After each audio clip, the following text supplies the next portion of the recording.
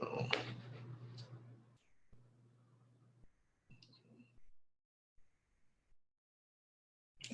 let me go. Shit.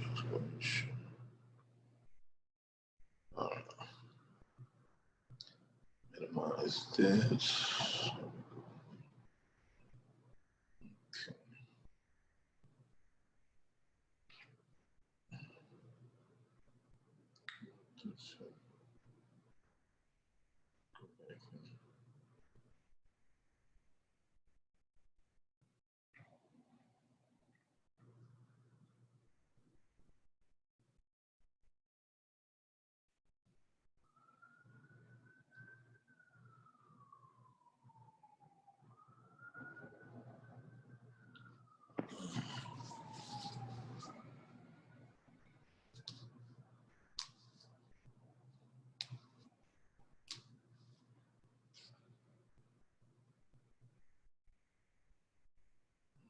Done.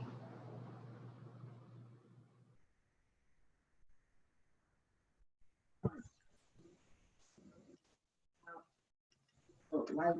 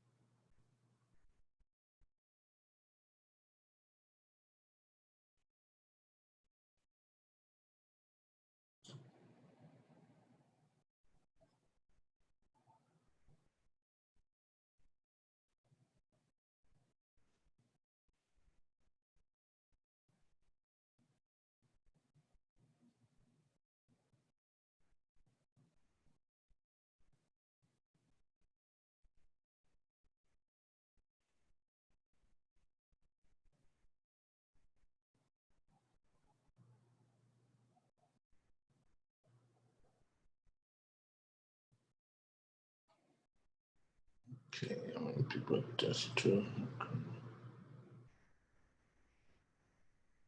Okay.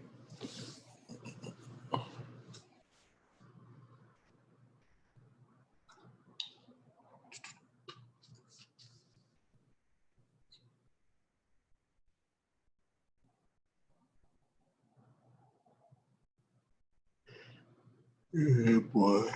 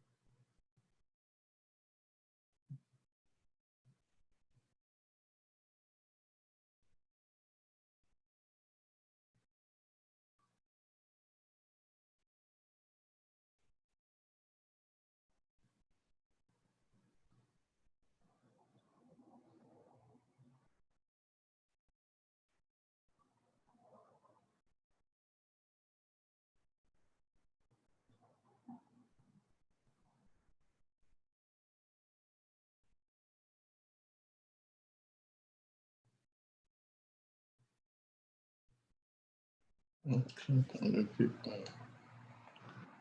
Okay, really long over.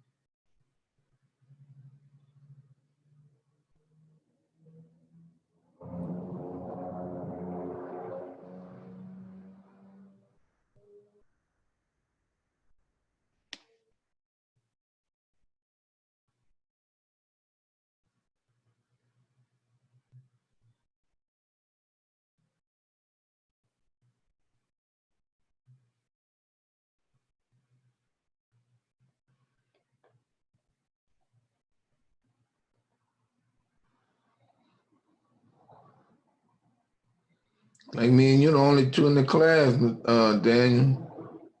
I'll wait about a minute or two to see if anybody else log in. Oh, somebody logged in. Miss James. Hello, Miss James. Oh, she don't have a video, audio.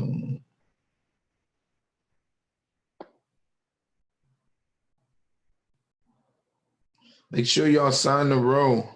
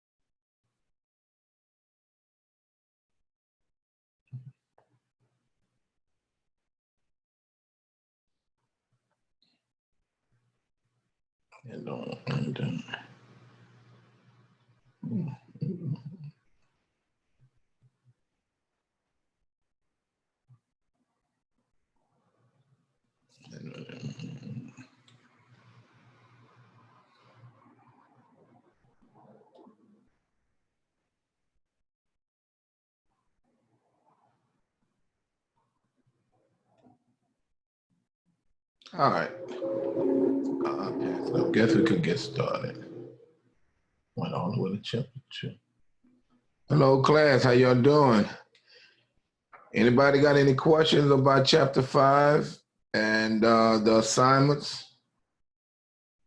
Any questions? It's a long read. Okay. So everybody straight with the assignments. And remember with the assignments, with the loops, I don't want you to have 3 variables reading in 3 numbers. I want 1 variable reading in all 3 numbers. All right. You're gonna think this is dumb, but okay. I wound up trying to figure out, how do I store my variables? Oh, you talking about each one you read in? Yeah. So I looked it up and I was like, what if I use an array? And then I did it, and I did the while loop with the array, and then I was like, I don't need an array. Correct. Right. And I didn't want you to use arrays.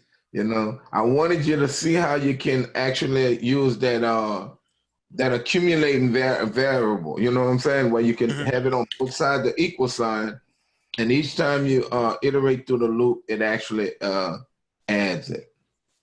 So that's what you did? Yeah, and then I was like, I don't need an array. Right. It took me a minute to get it figured out, though. Right. If you look at the end of the chapter of chapter 5, where it talked about that accumulating a value, you would have saw it, because it's like, let me close this up. It's similar to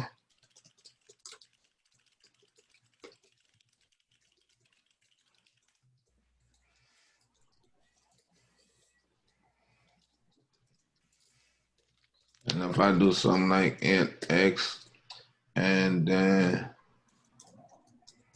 0, and then if I'm gonna just do a for loop for int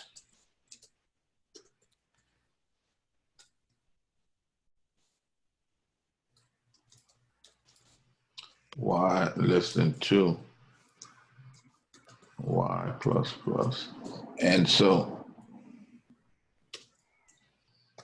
like in here, I could just say, see out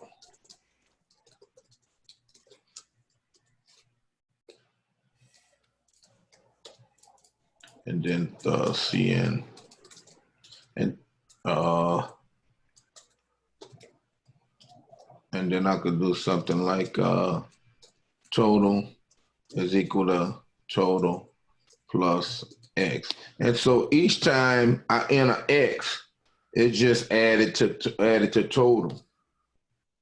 You see what I'm saying? Mm-hmm. You're right. And so the first time through, total is 0. Whatever I put for x, it'll say 0 is equal to 0 plus whatever I put in. And then if my loop iterates again, whatever I put in for x, if I put in 5 previously for x, total would be 5. And then if I put in another 5, it'll say 5 is equal to 5 plus 5, which total would then be 10. All right. And if I do something like, I forgot my curly brace. Okay, here. And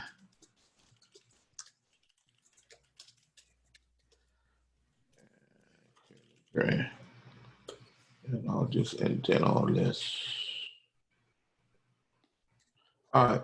And if I do out, once I exit the loop, now I could print my total, because if I keep printing my total in the loop, I'll print it each time.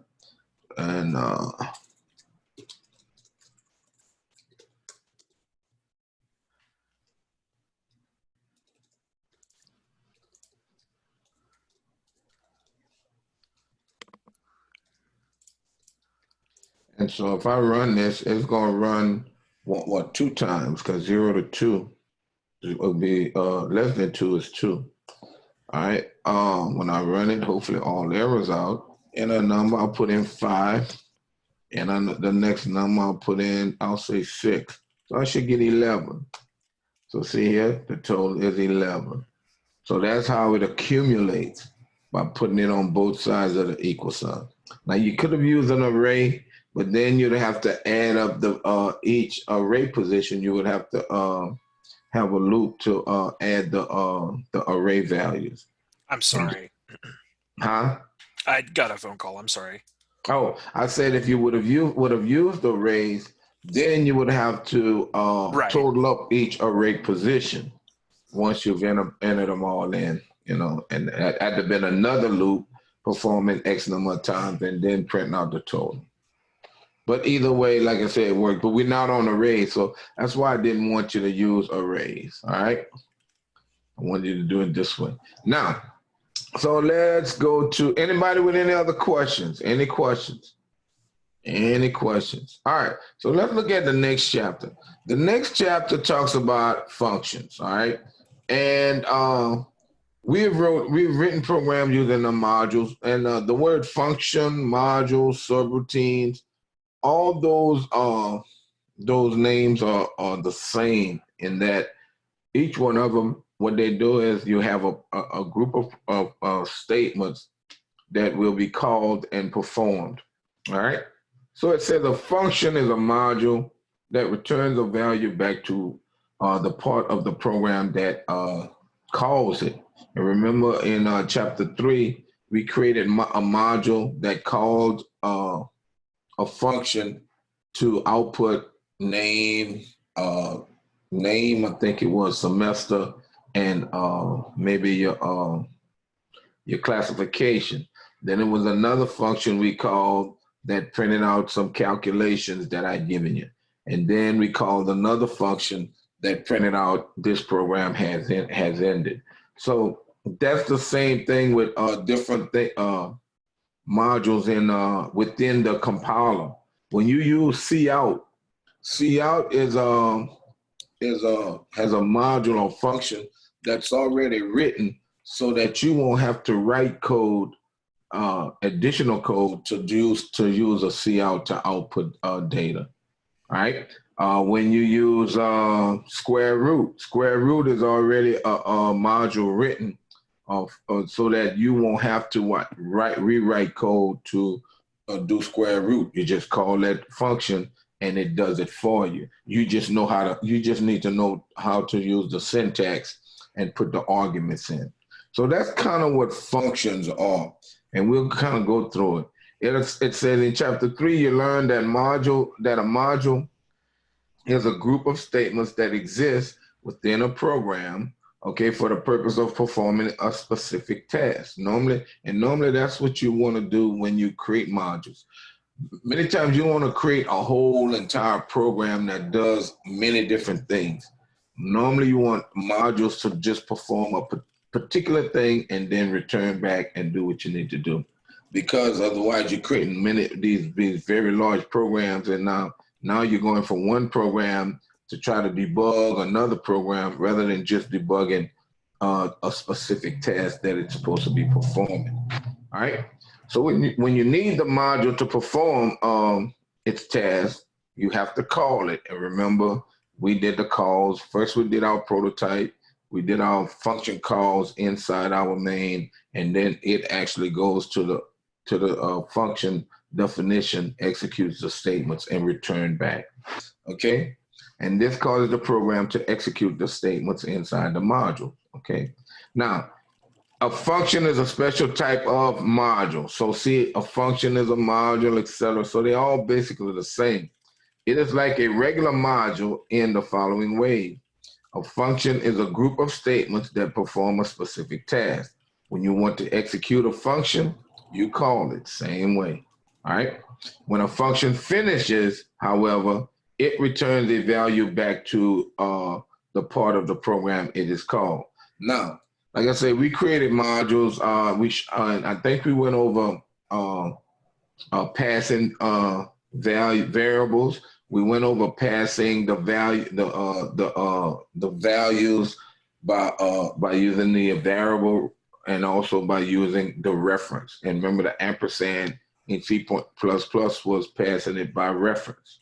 Now, remember the difference in the two was, if I passed a variable, a value by using the variable, then if I change the value of that variable, how would I say it? If I do any type of manipulation on that variable, once it's in that function, when I return back to the main function, the variable did not change, because what? I just passed the value.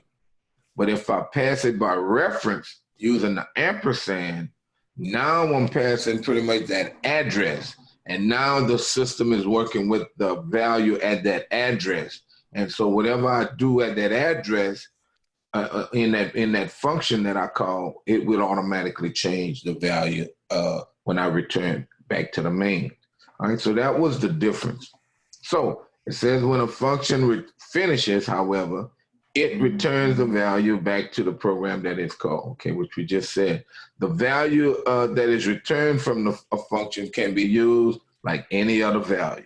Because remember what we did? We assigned the function that we called when we returned the value to a variable.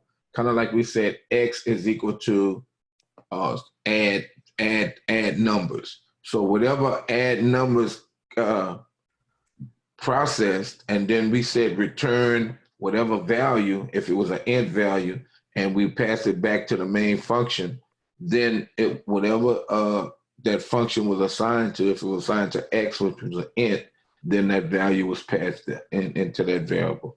And we'll look at that again. All right. So library functions, we know that what? Many times when we need to do a particular thing, we have to load the proper libraries. And within those libraries, specific libraries, we have certain functions. Remember when we had to do, well, we didn't do that. That's my 193 class. But when we had to do strings, all right, we had to load the string what? Library. And the string library have different functions built in within it, so that you don't have to write the code to do certain things with string. When we had to do something with the power, or the like say the power function or the square root function, these are math functions. So we had to load the math library. All right. So and either we load CMath or the math.h. right? But normally the CMAT would be the most current one with the C++, right? So once you load that CMAT library, then you had access to square root function, the power function, tangent, cotangent, etc. All right. So it says that these functions, known as library functions, are built into the programming language, and we know that we have to know them. Many times when you learn the application, over time you'll know which one you need to do what task. Okay, and you can call them anytime you need them. All right, library functions make a programmer's job easier. And what I mean by that, you don't have to go and write a power function to do power. You don't have write a tangent function to do tangent or whatnot, long as you load the library file. All right, so that's why I say it makes it much easier for the program. All right, so let's go down and look at look at this. Okay, a library function viewed as a black box. So what happens is what? We have to have some type of input, right? But then what happens? We load these libraries execute, and then we get some type of results. So what happens is many times you have to have your arguments. Like I said, when we did the power function, I showed you the way the power function works. With the power function, if I wanted to power the total, first of all, I have to do something like this: pound include, and I'll say CMAT. All right. Now, once I load CMAT, now I can use the power function, which is a part of, I misspelled something. All right, CMAT. Now, say if I wanted to increase the power for the total, all right, I could say total is equal to power, right? Total 2.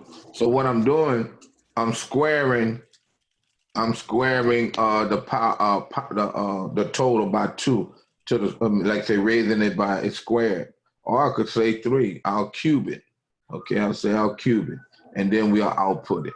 Oh, what's going on? This thing doing some type of memory. Right. All right. So now when I run it, this power function goes what? To this CMAT. Being that I have CMAT, it knows that the power function can be used. It goes to the CMAT and says, oh, okay, I have this power function, which was loaded when I loaded my header file. And then it says, okay, what's this format? Take this value and use this number, use it with whatever that function does, and they're going to return what? The cube of whatever that total is. So if I run it, all right, let me bring this up. So if I enter a number, I enter 3 and 2, that's going to give me 5. 5 cubed is what? 5 times 5 is 25 times 5 is, I don't know offhand, it's 125. So see what happens? It took that number, cubed it, and then put it in the total, and then it gives me the total. Rather than me having to do what? Actually know the process of doing the cube of a number. You understand? Or getting the power to a certain number or whatever. Because if I had to do it by longhand, I would probably do what? Total time, right? Or say if I had to do this 8 times, you see? Simply what? I have this function already. I could call it. It give me the, I know how to put the arguments in. It simplifies my job, which it said earlier, it makes the programmer job much simpler. Because otherwise, we would have to multiply total 10 times itself, right? And so what we could do, we could miscount, or we could write total, misspell total, when we're doing total time, etc.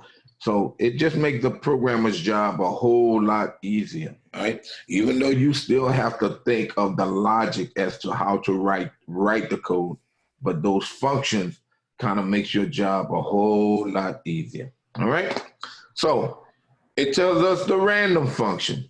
We know what randomizing is, right? Normally, what if I ask you to randomly list three numbers from 1 to 10, unique numbers from 1 to 10, you're gonna pick maybe 5, then 3, then 4, or 5, 10, and 1, or whatever. But you randomly choosing numbers, and that's what the rand function is, and that's a part of the math library. And what, in order to use it, you have to know the format. Look, number equal random parentheses 1 comma 100 with semicolon. So this would be the way you would find the random or get a random number of 100 rather than you trying to say type in a number. The only problem with this random, and when I did a little research, is every time your program runs on that system, it will generate, it'll start off with the same random number over and over and over and over and over, because this is just a simplified random function. Most time with rand, they'll try to attach some kind of time and date to it so that, and do some calculations, because they say most likely you'll never run the program at the exact same time every time. So you would always get a different random number. All right. But that's the rand. So I'm just showing you what this is, the actual you got the mat function, but then you got random, which is the library, mat library. Then you got random, which is a function, which is a part of that library. And then these are your arguments, right? And in random, normally you have to have a range of what numbers you want to choose. Because if you had to write a program to do a dice game, what would be your random choices? 1 to 100? It would be 1 to 6, right? Because what? On a dice cube, the possibilities are what? 1 through 6. So you see how you as the programmer need to know what it is you're doing, not just say, okay, well, this said, okay, random 1 comma 10, and I'll put that in my program. You have to know why and what those arguments are, what the commands are, etc. So the 1 would be the starting point, and the 100 would be the maximum value. So it's like, if I wanted to do a dice game, I would do random 1 comma 1 comma 6. So I could have those possibilities. All right. And this just give you the pseudocode of what, if you write a random program, you'd have to declare a number to be, integer. And then what? Number is equal to random 1 to 6. And the computer will pick a number for you. All right. You can even create a loop to make it keep looping and give you a random number each time. All right. I've never used the random function, but let's say we go from 0 to less than 10. All right. Got the math function. I'll do I'll just do cout /t /t, and then I'll do random what it is. Like I say, I'll just do that y. Okay, y. So now I don't need to do a cn. I don't need total here. I don't need none of that. Okay, and I'll take this out. All right, so what happens is 10 times is going, well, I'll put 100 here. So now, oh no, I'll say 10, okay. But then my random, I'll go from, I'll just say 1 comma 10, 100. So what happens? This loop will perform 10 times. Each time it performs, it's gonna pick me a random number of between 1 and 100, okay? So when I run it, I should do inline 2 at the end of this. Okay, so when I run it, I should get a random number each time. All right, give me an error. It says 2-minute arguments. Oh, that's right. Oh, here we go. My fault. I think that'll do it. See, I didn't use it. I never used this is this. That's T. See how this random. I got random spelling, right? Okay, let's see. Right, R-A-N-D-O-N. Yeah, see, I've never used that function. I'll change this. I'll do this. I'll do this. This might be the problem. Nope, and the problem because random should have been, and then it might be the library file. So it might be,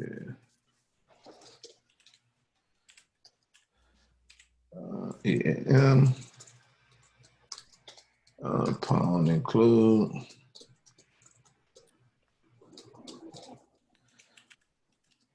Include.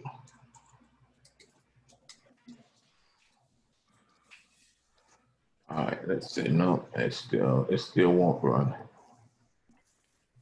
Right. No, I have an error somewhere here in this random function for whatever reason, but it should have ran. I'd have to look it up and show you.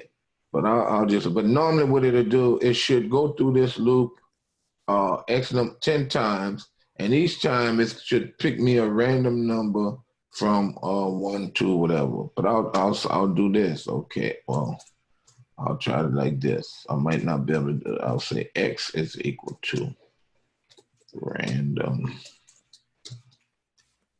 Oh, that's the problem. The command is not random, it's rand. All right, my phone. All right, so let's run it. Still give me an error. Okay, X is equal to rand, 1 comma 100. I'll take this out and I'll print out X. All right, so if that don't work, I'll have to figure it out and post it to you. Okay, I'll send the code. But they still give me an error on that parenthesis. So I'll figure it out if let's say 2 minute arguments. 2 minute arguments. That's not enough argument. 2 minute arguments to function int ran. See, I don't know. I'll work that one out. Why not? And I'll post it when I'll get it. All right. So we got ran functions. And like I say, the random normally actually see here display a number from 1 to 100 randomly, and it's in a loop of what 5, right? But I'd have to figure out that random syntax, okay? And I'll do that. So, and all this did was and this is a pseudocode for rolling a dice. If I ask you to do this program, it would be declare your string as to whether or not you want to perform the loop, all right? So this is pretty much a do, right? Then you're gonna display rolling dice, display the values are. So first time you roll, you're gonna get a value, okay? And well, you're gonna print out this, and then it's gonna give you a random value from 1 to 6. Then you're gonna randomize it again, another one from 1 to 6. So you're gonna either get anything from snake eyes 1 1 to anyway 6 all up to 6 6. All right. And then do you want to roll again? And you go back and roll it again. All right. So that's the little dice syntax. But look what happens here. You could take that random value that is retrieved by that random function, and you could put an expression on it to make it double, make it half, or whatever. You know, multiply by something, divide by something. So you can add your own kind of encryption or whatnot to it, so that you can get an even different number than what the system gives you. All right. So that's the rand function in the math library. All right. Now, like in chapter 3, we wrote our own functions, all right? And we'll do that. When you write your own functions, many times you'll have a parameter list. Sometimes you may not. But most programming languages allow you to write your own functions. Okay, when you write a function, you are essentially writing a module that can send a value back, all right, to part of the program that calls it. Okay, so the first line in the function is the function definition. All right, the first line of the function definition is the function header. All right, so if I go here and say I take and we just going to do a simple one. So I'll take this information here and I'll change it up to make it correct. I'll cut this. And they said the first one is a function definition. So I'll do void calc. All right, I'll just call it calc, right? And then I'll paste this information here. So I'll paste this information here and I need to do my body for my function here. And I need to close it here, and then I need to close this. All right, so what happens, I'll just change this to something from, okay, y is equal to x times 2. All right, y times 2 equal to y times 2. So what happens here, I just change this program to do what? When y is 0, x is equal to 0 times 2. When y is 1, x is equal to 1 times 2. So I'm printing out the 2's timetable, all right? From 0, I'll say equal 10. From 0 to 10, all right? So if I can't run it now because what? This is in my function. So now, in my main function here, I need to do some things, all right? First of all, I need to pretty much declare my function. My function is void calculate. So I need to do a void calc. All right. And I have to use the semicolon. And remember what I did when I gave you the assignment, I did / function prototype. So that's the first thing you need, that function prototype. In the function, now I need to call the function. And the function call. Now the function call is just simply calling a name, calc, and we don't have any arguments. We're gonna do everything in calc, return back and exit, all right? And I need the semicolon, no void in front. And then here is my definition. So if I run this program, what happens is it says, okay, declare this function so that I know it's being used. It's void, meaning there's no value that's being returned. And then when I hit the main, and then it says what? Calc. And it's gonna call calc, which goes here. It's gonna say int x equals 0, total equals 0. For y is equal to 0, y less than or equal to 10, y plus plus, x is equal to y times 2. And output x, so it's going to output those two, the numbers from 0 to 10 multiplied by 2, all right? So when we run it, all right, hopefully all the arrows out. Nope, no, I bet you I need a semicolon. Yep, semicolon. All right, so when we run it, we're going to get all the numbers from 0 to 10 multiplied by 2, all right? So look here, we got 0 times 0 times 2, which is 0, 2 times 1, 2 times 2, 2 times 3, 2 times 4, 2 times 5, all the way to 2 times 10. And it gave us those numbers. But what? In the main function, it just say calc, which is a function that you're calling. And that's the same thing that happens when you use the power function, the rand function, etc. Same exact thing. It actually goes in, call that function, take your parameters, put them in, and then execute it and give you your results, all right? So that's how you write a function. Remember those 3 stages, and I'll put right here. And in the function definition, you got to remember, it's outside of the body of the main function. So all my function definitions are outside of the bodies, all right? All right. So you got your prototype, your call, and your definition. Those three things. The prototype is the declaration. The call is actually doing it's calling those statements, and the definition is actually what it is to be doing. All right. So now let's go back to the notes because we're gonna come back here and we'll do it a different way. All right. There's many different ways you could do it. So what it says here is that I thought I saw where it say arguments. It said the first line is a function header specifies the data type. And see, the data type would be this here.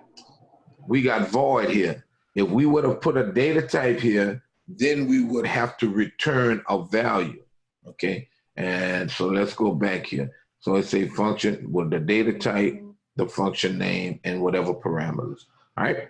So then you followed by the function body, and then one of the statements in the function body must return a statement. So let's do what they saying, okay? You got your function header, you got your data type, and then you got a return value. So what happens here is, if you notice, every time I outputted a value, I outputted it from where? I outputted it from let's say I can do this one, because I want to just output that one time. So say I get the total of this, all right? I don't want to see out this here, all right? I want to get the total, okay? So I'll get accumulated total. So I'll just say X is equal to X plus, right? So every time it's going to increment 2, 0, plus 2, plus 4, plus 6, plus 8, plus 10. So, and then I'm going to get that value. Now, and then before I leave out, I'm going to do a return. I'll say return X, right? Because X going to have the value that I'm going to return. I'm accumulating the values of X while we're in this function. And now I'm going to return that value back to the calc function. But to do that, I need to change my program. I can't say void here anymore. I have to say what? Int. When I look at a function like this and it shows a data type, I know that I'm returning a value, okay? Now, if my prototype says int, then I have to make my definition also say int, okay? So if I'm returning a value, if I have my prototype saying int calc, then I have to have my function definition saying int calc, right? Now, the value is going to be returned, but now what I need to do, I need to create a variable to store the value in, all right? So I need to say something like calc val. I'll just say calc val, all right? I'll do int calc val.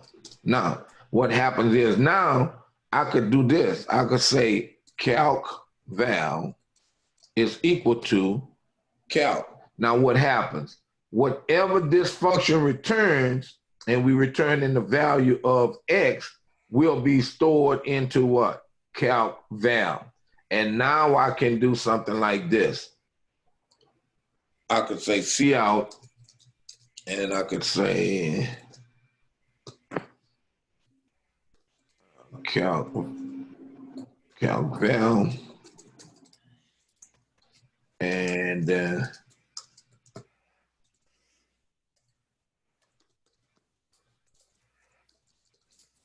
all right, so now you see how I changed my program. The program declaring a function that will return an int value. When I get into the main, I'm declaring a value that's going to be used to return for that return value to be inputted into. So then I'm calling this function, and when that function executes and returns, it's going to store that value into calc val. All right, but when I call this, I'm going to go here, execute this, return X back in the calc val, and then I'm able to output calc val. All right, so now if I run it, okay, I run it.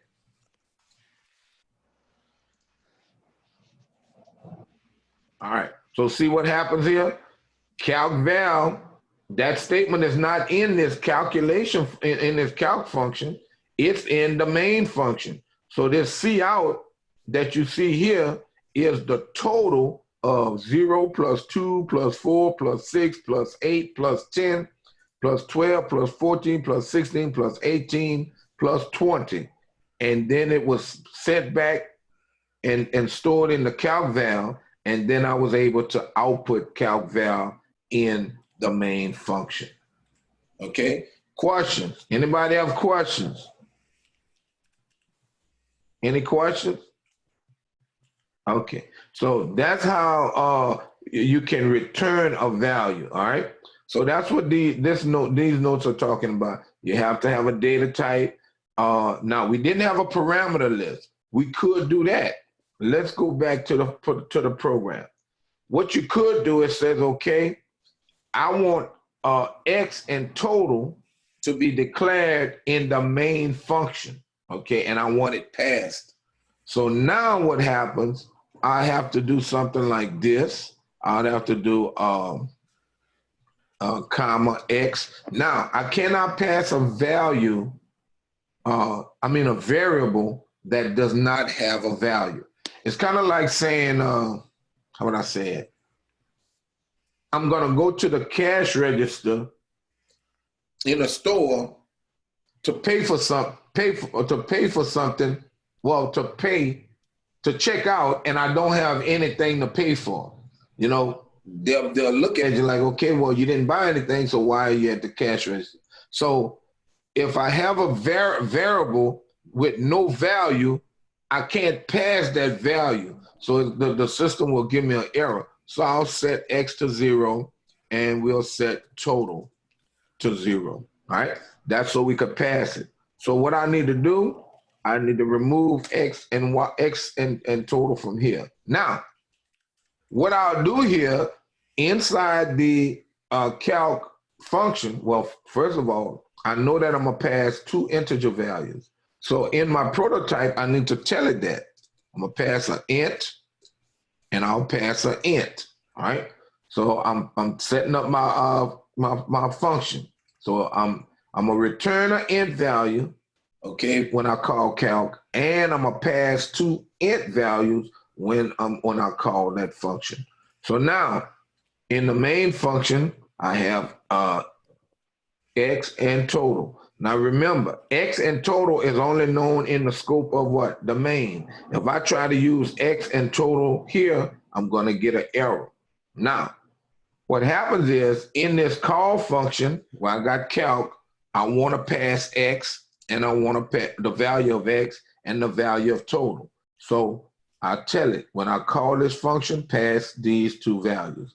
Now, in my calc function, the actual definition, now I'm going to a new scope. So X in this function is not the same value as a variable as X in this function. Total in this function will not be the same value a variable as total in this function. They're totally different because it's 2 different scopes. And I'll give you an example of that in a little while. So this is a new scope. So I have to introduce new variables. I have to define, declare them. So I do int. So I'm gonna receive what? X. Then int, I'm gonna receive what? Total, right? So X is 0, total is 0. I'm passing 0, which is X, into int X here. Then I'm passing total, which is 0 here, into the total in my function definition. But now, okay, so I have X here, which is good. Well, no, I don't even need total because I used X. So I don't need total. So I could just use 1, all right? And I'm gonna return it. No, I don't need it. I don't need total. Because what? I'm accumulating. If I was assigning it to a different value, yes. So I need to take this out because I want to pass only 1 variable, all right? So take this out, all right? So see how it has to match. Int, 1 variable. Int, the X is int. You don't put int when you're in the call. And then now when you're in your function definition, you're creating a new variable, X, even though you have it up here, this is a different scope, X, and then now X can be used in this. Y is what? Declared inside of calc, so it's used, it's okay. I can't use Y in this function because what? This scope is different from this scope. So now when I return X, it's going to return it in the calc val. So now look, X is 0. Well, let's see, what did I do to, right. And see, X is being introduced here. So now, now I can say 0 is equal to 0 plus X times 2, Y times 2. So let's run this program, all right? We run it. See, we got our answer. But check this out. If I would not have put it here, I would get an error because it's saying I'm not passing any arguments, but down here I say I am, and in here I am presenting X. So I would get an error because my argument list does not match. You understand? So my arguments does not match. It say too many arguments. This declaration say I don't have any, but this call says I'm calling the function and I'm passing an argument. So I have to tell it the data type, int, right? And I can have a whole list of arguments, as many as that I want to pass. Now, I sent X into X. It did not have to be X when I created in the new function because it's a new scope. I could have used something like this as num. So what happens is X is 0. And so when I pass X, it's passing 0, which is the value of X, into num. But now I need to make sure what? Num is used as X in this program. So while in this particular function. So wherever I had X, I'll use num just to show you num. All right. And then I want to return what? Num. All right. So you can, when you create functions, use the same variable name that you're passing. All right. But you do not have to because what? This is a totally different scope. It's going to take the value of X and put in a num. All right. And now when I run it, the program should do, it should do the same thing. See? With the variable what? Num. Because X, the value of X was passed to num, and then I use num like I use X and return num into calc value. Okay? Anybody with any questions? Questions? All right. So back to the notes. All right. So that's all it's saying when that return value, the data type, all right, the function name, we saw that. And then the parameters are optional, but depending on how you define or declare the function or determine what arguments and how many arguments will be in the list. All right. So what I'm saying is, depending on how many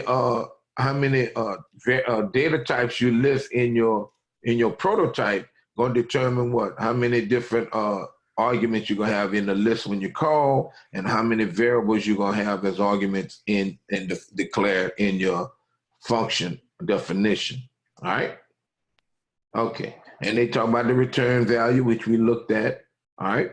And like say, just like our function, but we only had one argument. They have 2, and that's no problem. You can have as many as you want. The only thing I think I told you before is your argument list need to match. Give you an example. If I had 3 values that I'm sending, and then I'm sending total as 0, and if I reverse my argument list from what I have in my function definition, I can get some messed up data because the information is passed based on the list of the argument. If I have X, Y, Z total, it'll pass whatever the first variable X value into the first variable in my argument list in my definition, second value of the variable in the second variable in my argument list, and then third one and fourth one. So if I had X, Y, Z total in my call, and then in my function definition, I had total X, Y, Z, I would have data that would be messed up based on if I had my function my expression saying total is equal to A plus B plus, X plus Y plus Z, so you got to be aware of that. All right. And so this just shows, remember we had int as the what? Data type for our function definition. We had our variable, our function name, calc, C-A-L-C. Now, your function name is any valid C++ naming scheme, okay? So no spaces, does not begin with a number, and no special characters, all right? And then here's your argument list, all right? Whatever you had, we only had one variable, one value. We had int num, all right? And then what? Then we had our actual statements that we wanted to execute, and we returned num. And then we went back to the main function and did what we had to do. All right. So that's basically what this showing. The same thing. You got a module called, well, let's see. No, here's where they, in the main function, they did some things. All right. And then if you notice what they do, they had a variable called total where what? They said, I'm going to call sum, I'm going to pass first age, and I'm going to pass second age.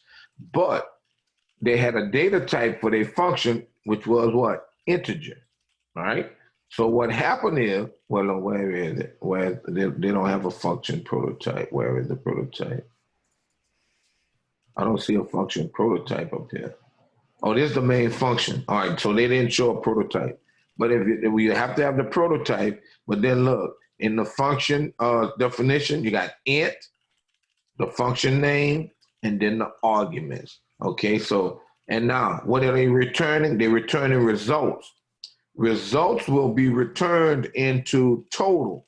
So whatever sum calculates and results is equal to, is taking results and actually returning and storing it into total, and they print total. And our program did basically the same thing. We calculated a value, we took num, returned it to calc val, and we printed calc val. Okay, so that's basically the same exact thing. Now, this is what I was telling you.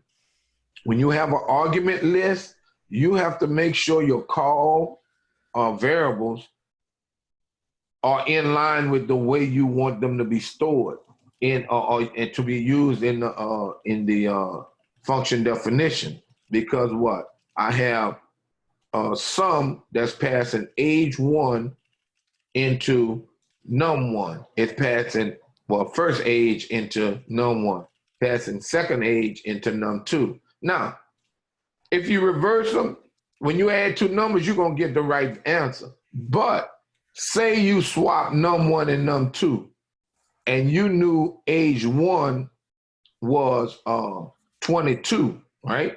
But then what you said was, okay, in this program, I know age 1 is 22, and I'm thinking I'm putting age 1 into num1, and I say, okay, I want to find I want to divide num1 by 2 and get that value.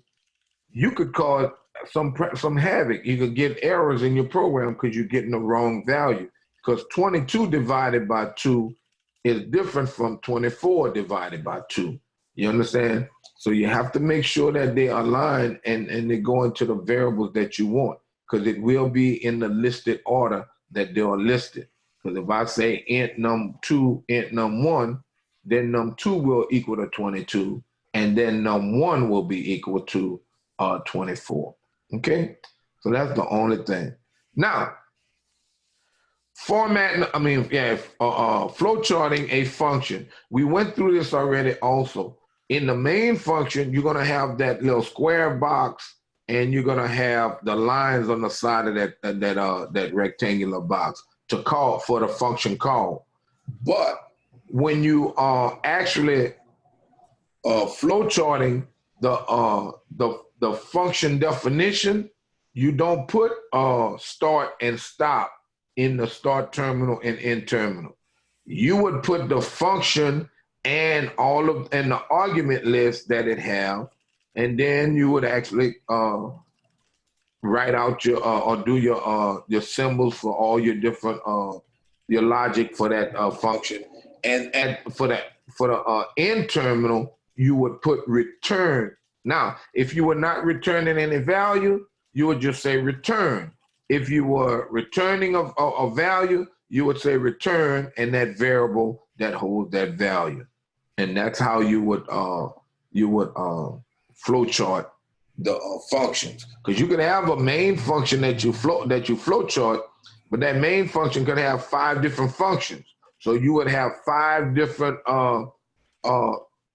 you'd have the main function plus 5 additional logic flow charts that would have the function name and the arguments if it had an argument list, the actual flow chart, and then return in the variable that is returning. Okay, so that's how that would work. Okay, so that's what happens with the return. So that's what we're talking about, return.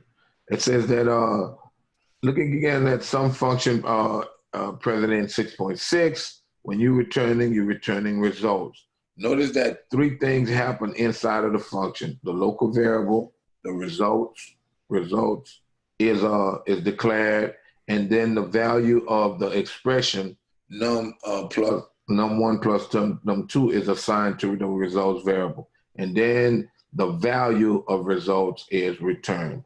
Okay, although this function does not or does what it's set out to do, it can be simplified because return statements can return the value of an expression. All right, so what it's saying is you can cut your program short by just saying taking all of this and put it in front of return. So what happens?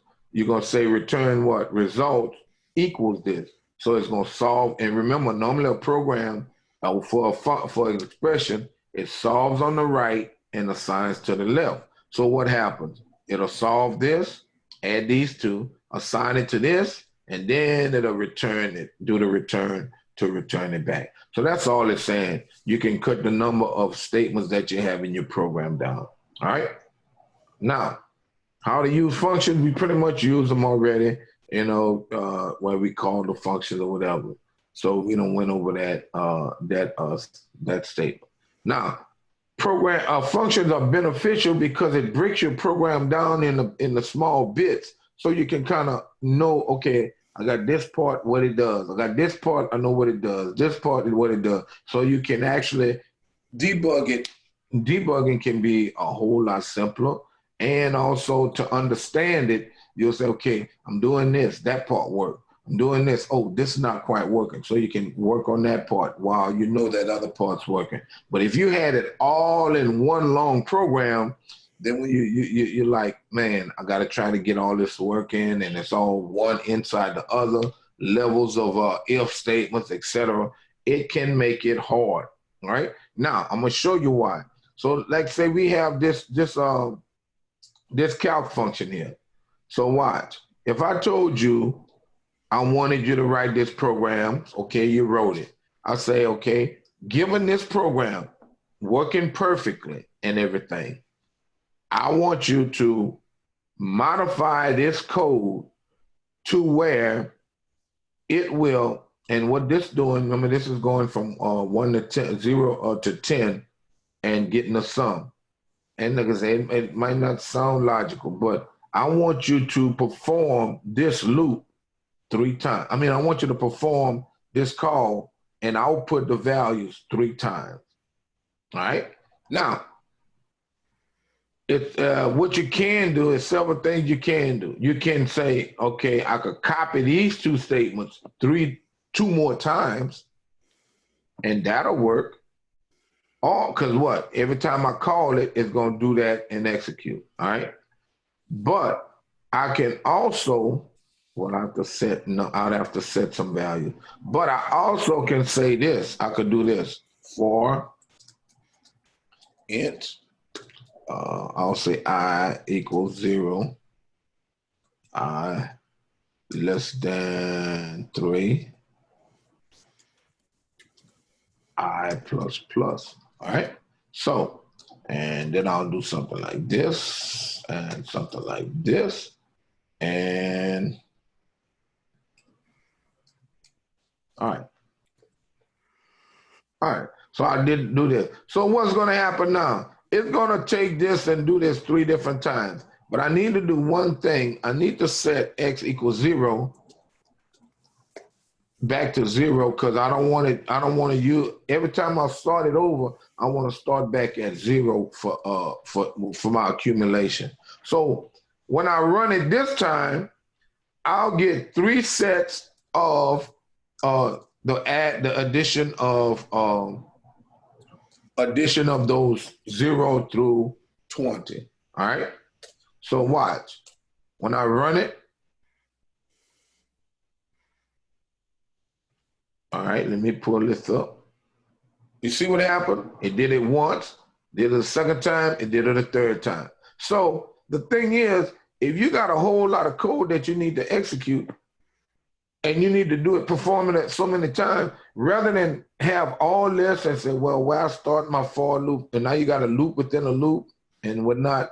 But here, you just calling calc. Calc is a for loop, so it's a little less confusing than having to try to code all that together. So it kind of gives you flexibility, because say, for instance, you was this logic here was allowing you to input, records for the end of the day or whatnot. So, and then I'll say anything, any kind of records. So you ran it one time and you came here and you stopped. You can have a loop where you can ask, okay, do you want to continue? So you see how that will make it much simpler putting this here than trying to do it here in here, because you can control it in here. Okay, you can have a comment that says, okay, inputting values or transactions for the day, and then it performs that, and then it ends. But what it's actually doing, it just calling calc. You could go down to see what actually is done to input calculations. You don't see it here, but you'll see it here. But then after you do all that, you'll get your total. All right. So that's why functions are beneficial in coding.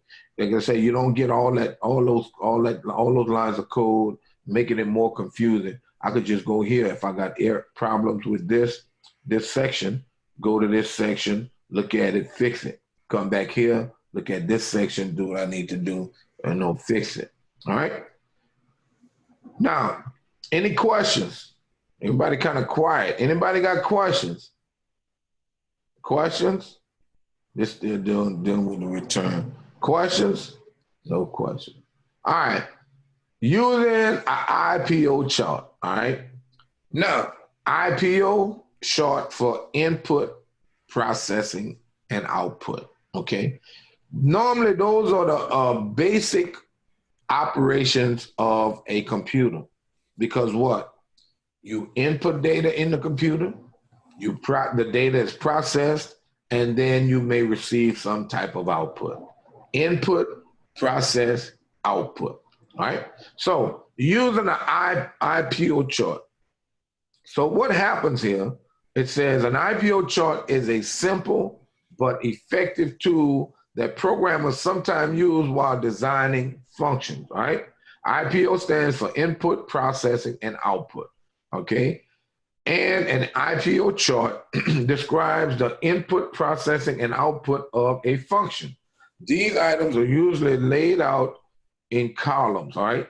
The input column shows a description of the data that is passed to the function as arguments. All right. And like I say, sometimes we don't have anything that's being passed to the function. Everything is being introduced in the function, where you say, okay, cn whatever in that function, rather than or either reading it from a data file within that function. All right. So it says that the input column shows the description of the data that is passed to the function. The process column shows a description of the process that the function performs. And normally that's just a brief statement by you as to what is being done at that particular time. Example, if I was adding, like we had the age 1 and 2, you could say, um, uh, at this point, we are adding ages 1 and 2 and store and getting the totals to do whatever. So you're describing what is going on that particular line, each line of statement, all right, for that variable. And then it says the output column describes the data that is returned from the function. So like when we had x was or num was being returned, okay, we could say what?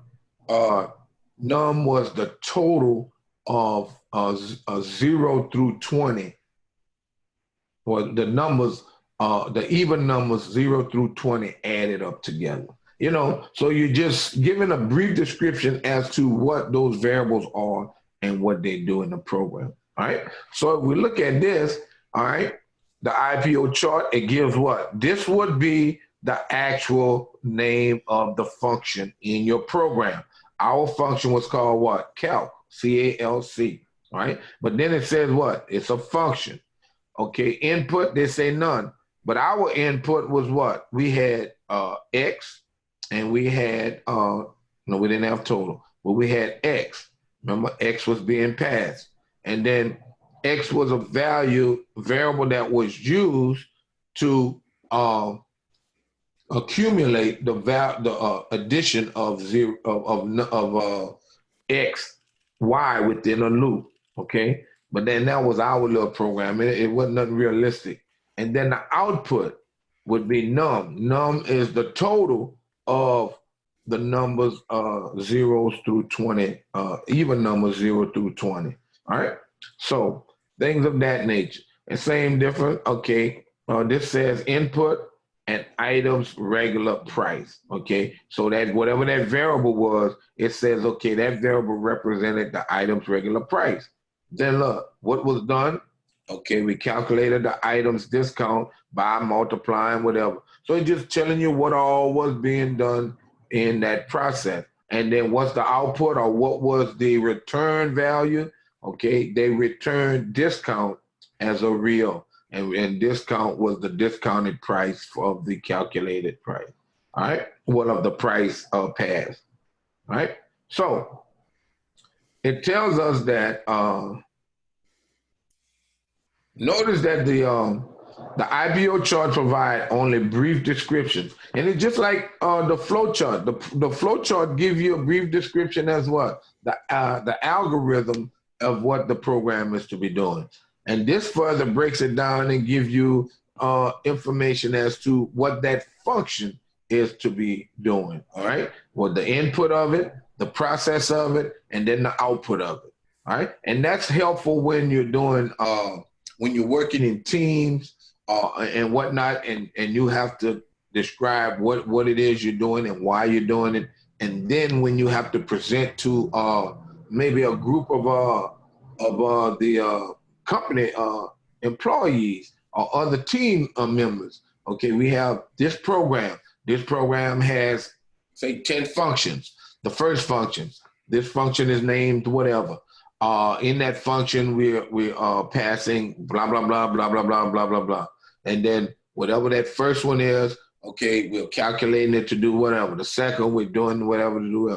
The third variable, we're doing whatever. And then what you're returning, we're returning such and such value as whatever data type to whatever. So it's like it gives them a breakdown as to what the program is doing, rather than them having to even know how to code, right?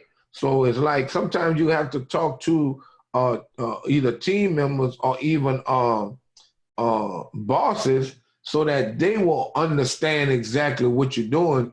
Because many times in small companies, they want to know that you're on the right track of giving them what they want and what they need, right? Even though you might tell them, you might be looking at it and say, man, they don't really need this to be done this way. They need this. But when you're working for a boss, or you have a boss, you have to give them what they need. You could suggest what could be done different, but you have to give them what they ask for, what they need.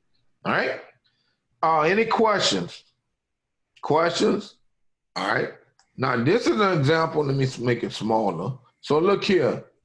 This is a small program, all right? And it shows the flow chart of the main function. Now, look, this main function does not have any call functions, all right? All right.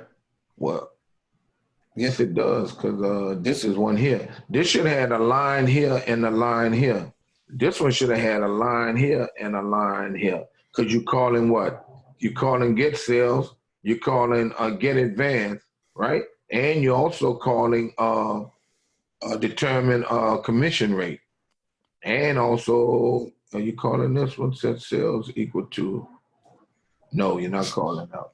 So you got three functions, but they didn't put the correct what diagram, right? Because what you should have three other independent flowcharts that will describe what these functions are doing. But this is the main function, all right?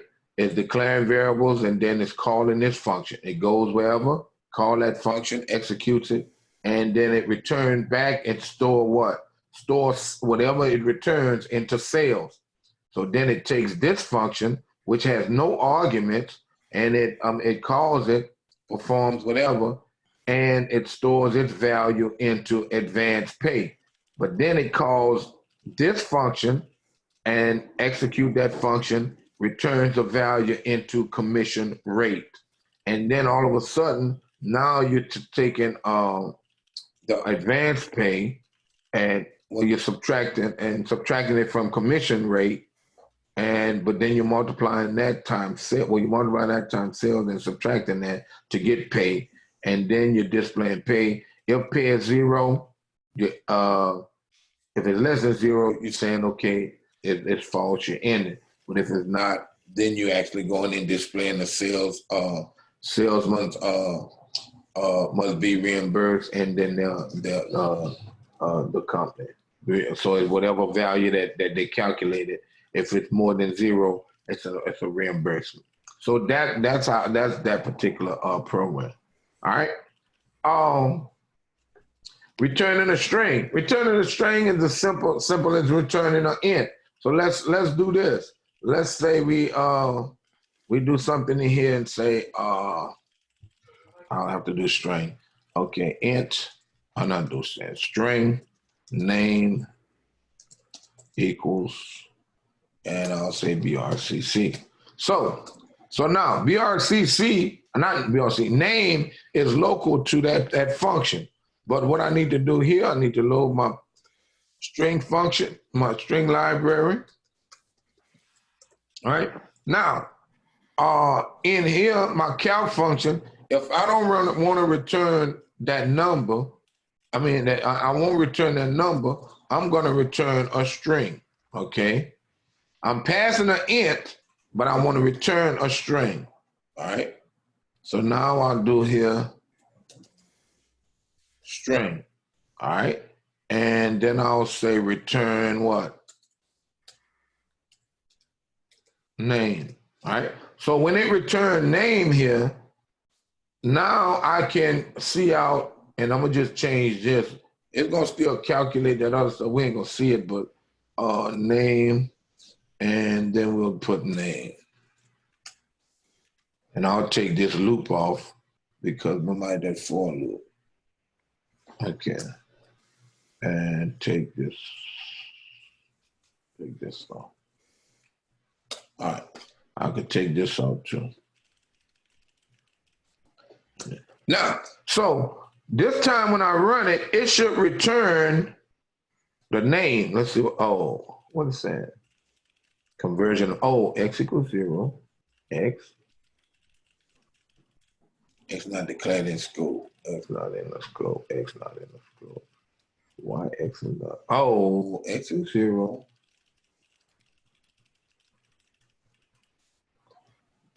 Int none. Can I convert? Oh, yeah. But string. I'm passing an int, but I'm returning. Int none.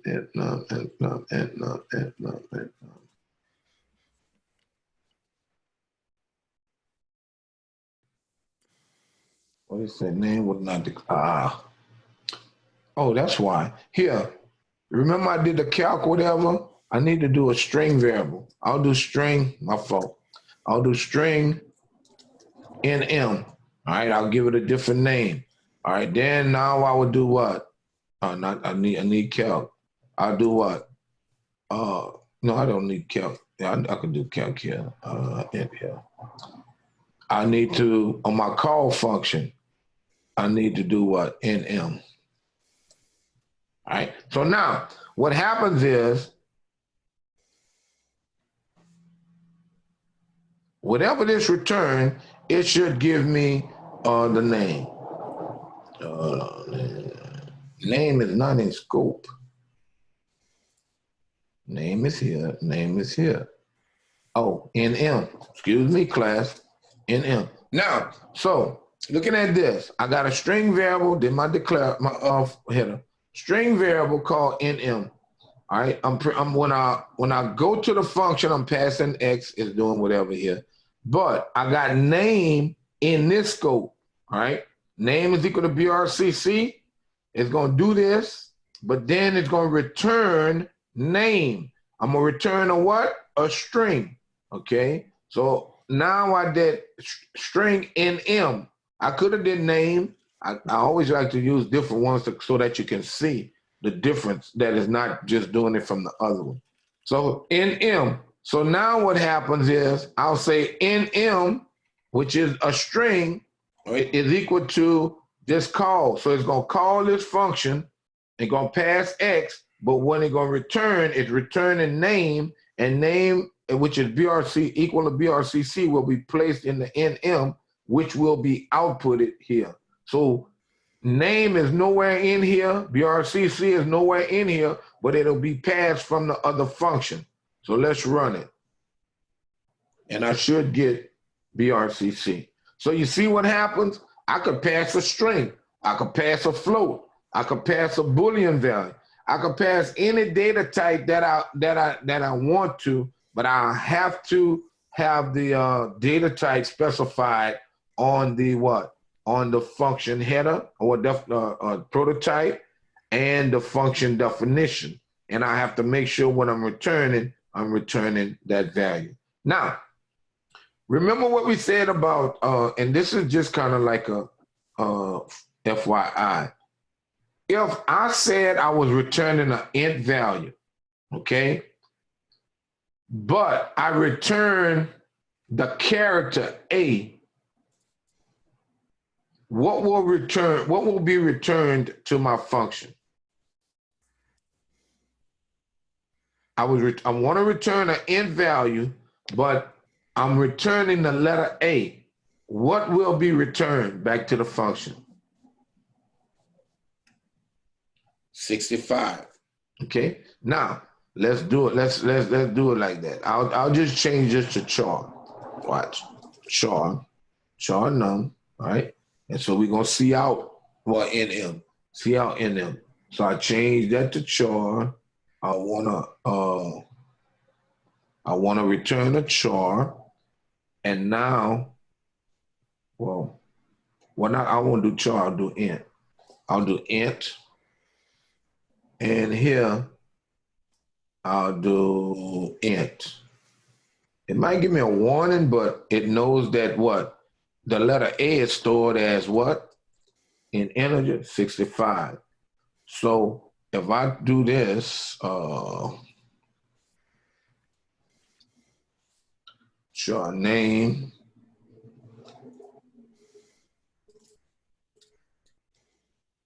capital A, remember?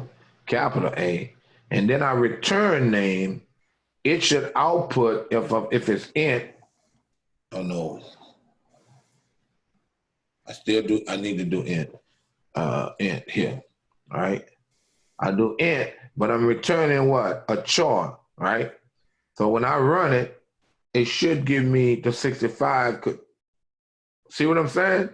I return what? The capital A.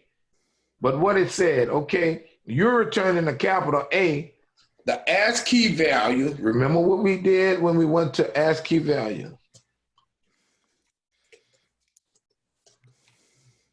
Remember we went to the Ascii table?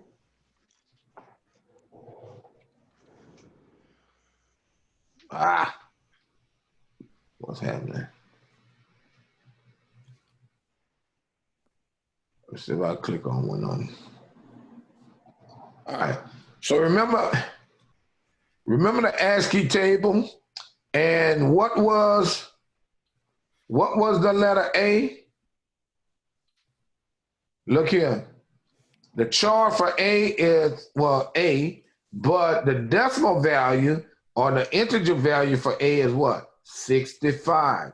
So remember, you can't, the computer will look at letters, individual letters, and store them as numbers, right? Remember when we did the string comparison, remember each individual character was compared, and each individual character has a decimal value. All right. So that's why in this example, it outputted 65. Now, if I would do this, if I do something like this, if I change it to char, all right, then I would print out the what? The letter A. All right. So if I run it now, it should print out the letter A. So you understand? So even though I'm passing, returning an int, there was a char. Even though I'm passing an int, it's passing the letter A as int, which is 65, but I'm outputting it as char, which is the letter A. Okay, so, but I'm saying I just wanted to show you that because in computer science, sometimes you can get confused when you print stuff out, like, why is it doing this? Why is it doing that? That's because C++, you can get values for individual characters, all right? You can return Boolean values, which is what, 0, 1, yes, no, whatever. You can return, like I say, double, float, etc. All right? Now, the mathematical function, we talked about that, square root. Square root basically is what? SQRT. So let's remove this call, and what we do something like this, okay? I'll say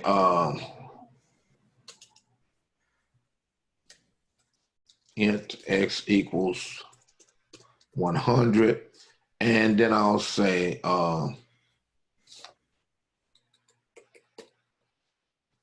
val, okay? And now I could say val is equal to SQRT X. So all that's saying is what?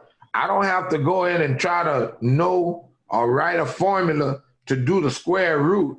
Square root based on what? The CMAT is a function that's already within the CMAT, and I can find the square root of X, making my job a whole lot easier, right? Rather than writing that code. And then I can do what? See out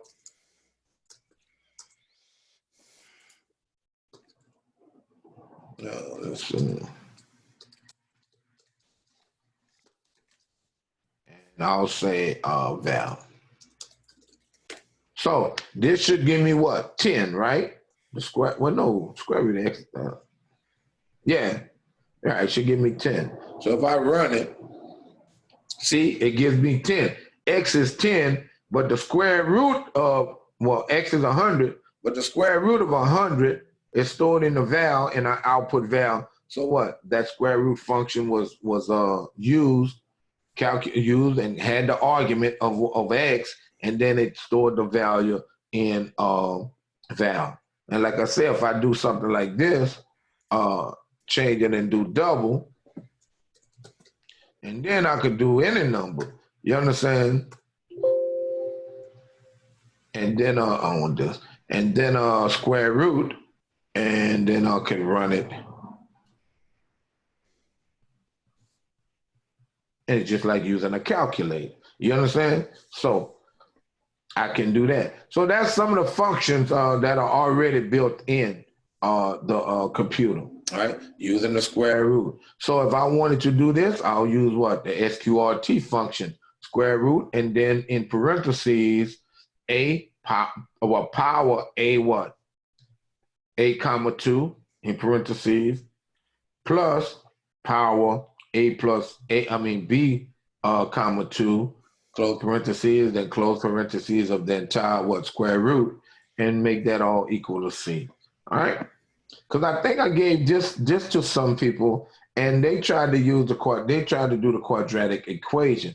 And when the quadratic equation is a plus or minus a negative b, all over the square root of a squared plus b squared, 4ac over 2a, something like that. But some people tried to do the whole quadratic expression, and it was wrong.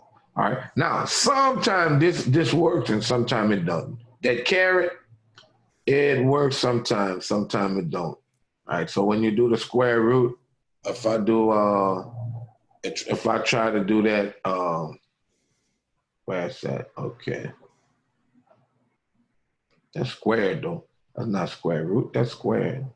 All right. So this is a square. But it works sometime in some compilers and some compilers it doesn't, because it's pretty much older now. So I'll try it, but many times it don't work. I'll do 10 here, and I'll do x caret 2. Type caret 2. All right, so that's x raised to the second power, which should give me 100. But sometimes it gives me errors. See here, it gives an error. So, like I said, it just depends on the compiler that you're using. The older compilers, that would work, but the newer compilers, it's not working. It doesn't work. See, it gives that error. All right. So sometimes when you're looking at code and whatnot, you got to know what version it is and whatnot. Power function, we know it works. All right. And look, all these other functions, and they have many different more you can use, and sine, cosine, tangent, etc. All right. So then they got to real, to integer, to real. All right. So those type of functions, all those are math functions that you can use. All right. So once you have your library loaded, you can do that. Formatting. I've never used the formatting, but look, what happens is you can have your $ placed at the beginning of a number if you wanted to output it. Also with what? The comma, and comma after the 3 places, and also the decimal place, and whatnot. So there are functions that are there, but you got to make sure you know the syntax and how to and the argument list, how to put it. All right. Now, what time class in? 2:45. Oh, okay. All right. So string functions. There are functions for string data, and I'll finish up here. String data that you don't have to try to do something on your own to like come up with an algorithm. And with string data, I like the to upper to lower, to upper and to lower, and I think you have to use C string. What you can do, if I go here and let me add the C string. I think it's pound include. If I got the right, and then we'll close C string. I think that's it. So what happens is I could say, char equals A. All right. Then I could say, and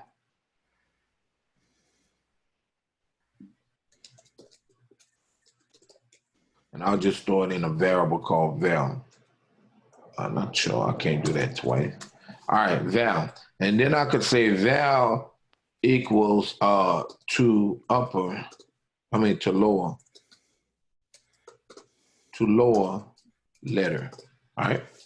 What I've just done is taken the letter A, right? Letter is equal to the letter A, right? Made it lowercase and stored it into val. It does not affect letter, and I'll show you with my output. Let's say C out upper, and the upper would be val, and then I'll do No, I did to lower. To lower, the lowercase would be val, and the upper would be the letter. Show you that letter is not affected. All right. So when I run it,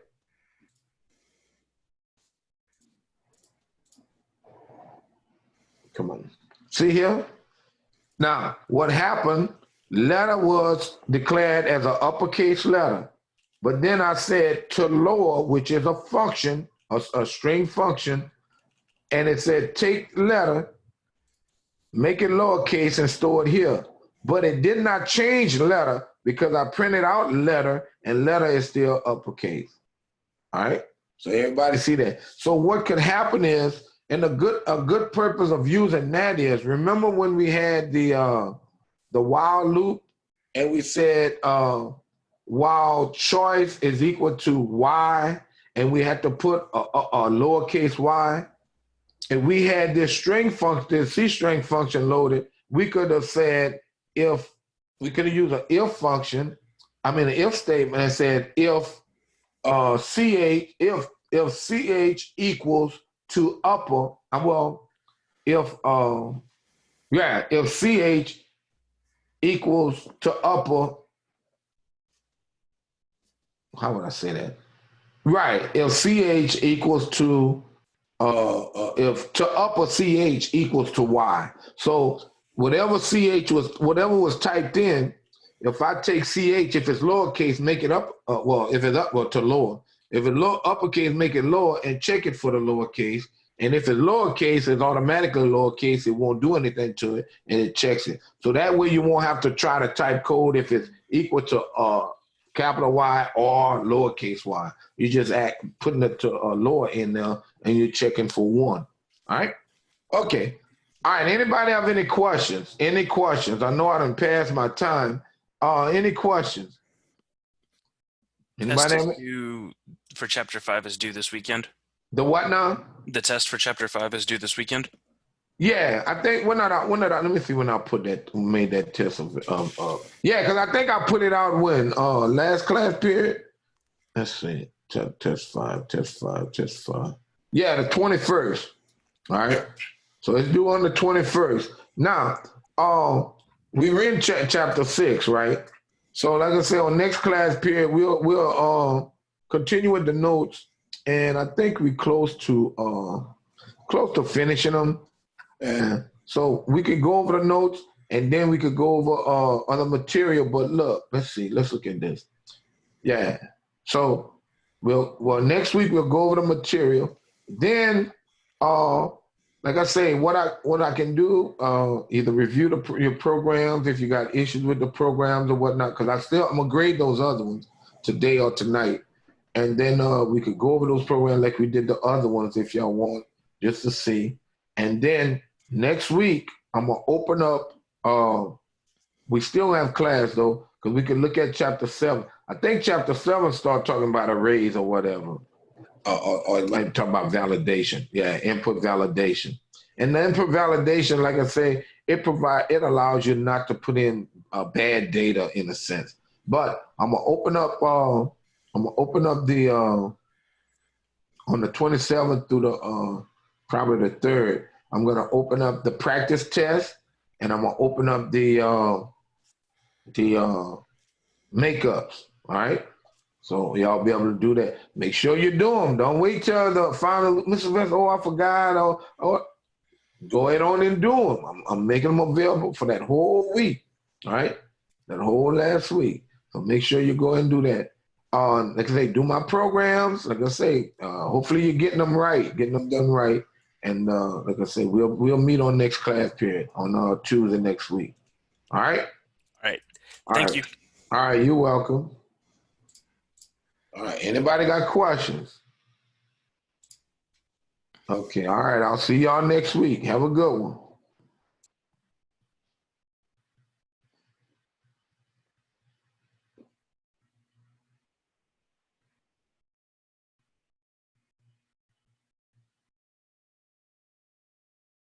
I need to close this.